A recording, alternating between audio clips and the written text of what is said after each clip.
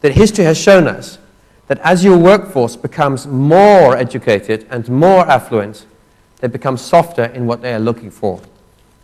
If you are, as an individual, you are first generation in university.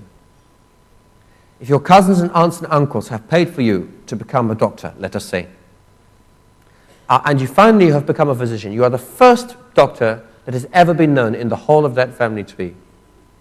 It is a cause for the whole of that community to celebrate, and they will look for you to be helping them economically and in an appropriate way. And you would consider it your duty to do that, your moral duty to do that. Not only to repay, but to be a blessing to the family at points of great need and crisis.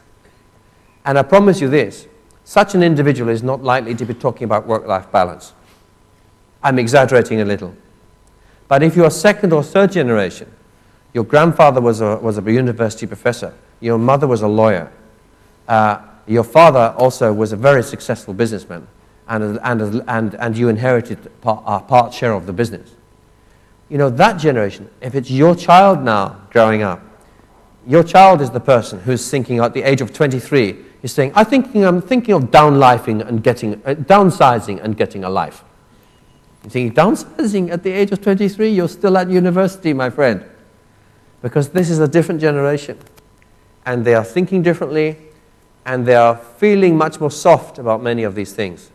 And they're much more looking for purpose and meaning at work than perhaps the first generation through, who are prepared to live and almost die for just to get there, to succeed, to get in there and make it happen. And I've seen that over and over again in many, many of the countries where we work.